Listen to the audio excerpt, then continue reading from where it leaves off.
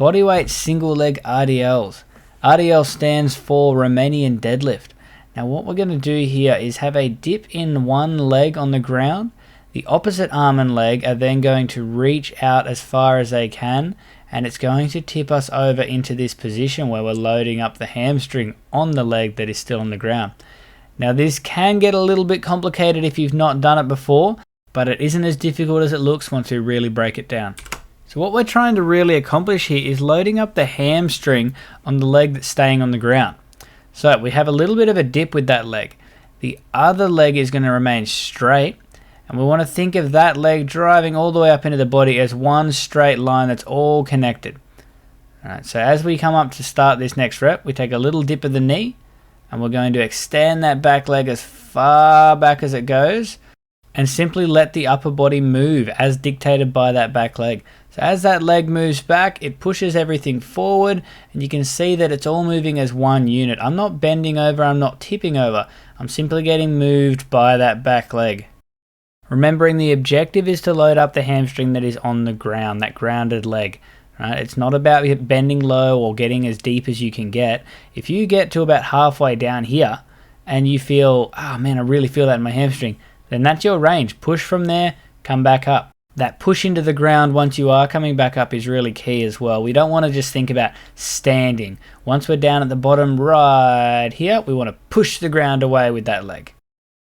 Arms can either be wrapped across the chest like so, or having one arm sticking down, one arm sticking out for balance. So there's that little dip at the start of the rep, and then we hold that knee angle the entire time. So as I move that back leg and I'm tipping through the rep, I'm not squatting my way down, I'm not bending my way down. It all comes from the hips. We want to think of this as a hinge movement from the hips.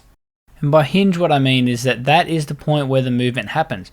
We're not breaking at the spine, we're not breaking at the knee. It all moves from the hip. Having a look from the front, you can see I've switched my grip with the arms. So the right hand is going to reach down towards the left leg as the right leg moves back. So think of that arm as crossing over the body. And that left hand, that can simply stick out to the front, out to the side, whatever you feel is necessary to get you some balance there. And once again, you can see at the start of each rep, there's a little dip of the knee there.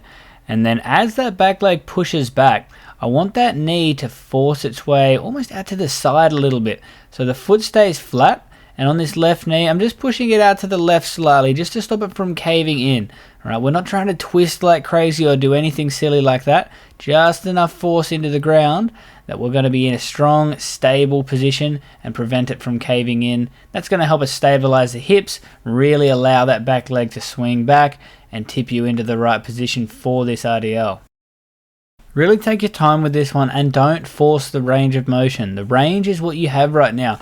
We work on that over time by doing quality reps and maintaining that perfect position. That's going to loosen you up and get you feeling strong and mobile over time. I wouldn't recommend holding on to anything as you do this for balance. I recommend just really trying to learn and develop that movement skill independently. So if you've got a small range, that's fine. Just keep working that range and over time it's going to improve. That is the single leg RDL or Romanian deadlift.